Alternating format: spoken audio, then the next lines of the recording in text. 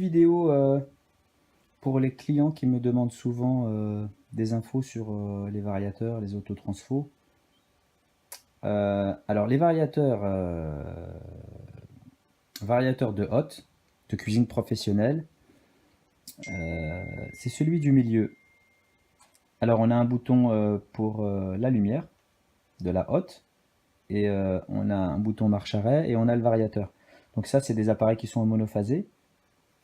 Et on a des ampérages de 3 à 10 ampères, selon la puissance du moteur. Celui de droite, c'est plus pour les petits moteurs de VMC. Donc toujours la même chose, bon c'est des exemples. Hein. Et par exemple, celui de droite doit faire 200 grammes, moins d'1 kilo pour celui du milieu. Par contre, celui de gauche, il est un peu spécifique. On n'appelle pas ça un variateur, c'est un autotransfo. Donc il y a des positions, on ne peut pas varier. On peut varier, mais je veux dire avec des positions fixes. Et il y a quelque chose qui est très important que les clients ne savent pas. Il faut toujours commencer par la position 5. Même sur le variateur du milieu en mono. Il faut que le moteur soit à plein régime d'abord. Et après, il faut lui faire baisser son intensité. Et la plupart du temps, les gens commencent sur ce qui est logique. Ils commencent sur la position 1 et puis ils continuent.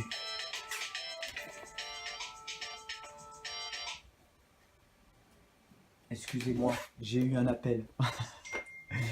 Et donc, celui de gauche, donc c'est pour les tourelles, les moteurs d'extraction. Donc celui du milieu, on l'a dit, pour les moteurs et les caissons. Celui de droite pour les VMC. Et à gauche, c'est vraiment pour les tourelles. Vous savez, c'est les gros champignons qu'on met en haut. Et donc, on a souvent du 5 ou du 7 ampères pour les autotransfos. Souvent, les gens appellent ça variateur qui sont à gauche. Donc il ne faut pas se tromper de modèle. Après, on a encore d'autres modèles, mais bon, après, c'est encore plus spécifique. C'est pour le triphasé.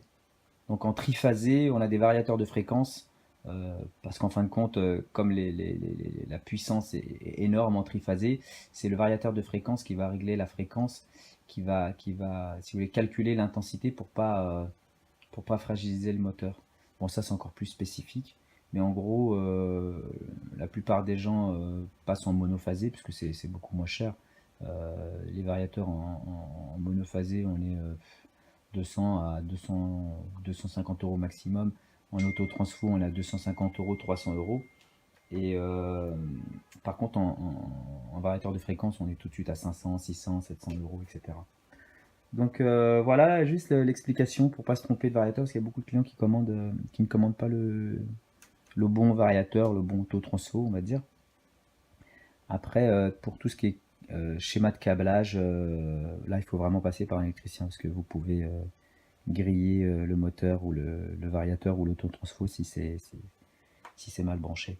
Donc voilà, j'espère que cette vidéo va vous aider à choisir les bons modèles.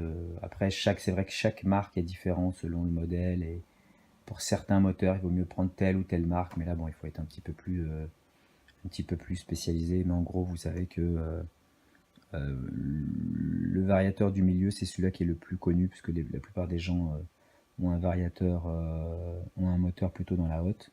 S'il ne dépasse pas 3000 watts de cuisson. Sinon, après, il faut passer par des caissons ou des tourelles 400 degrés 2 heures. Bon, après, on rentre plus dans le technique, mais il vaut mieux après passer par un spécialiste. Donc voilà, c'était juste une petite courte vidéo pour vous expliquer la différence entre tous ces modèles. Puis il y a beaucoup de clients qui me disent de faire des vidéos, mais malheureusement, on n'a pas le temps avec le boulot. Mais on va essayer de faire de plus en plus de vidéos sur les produits, que les gens au moins comprennent les produits qu'ils achètent. Voilà, merci à tous, bonne journée.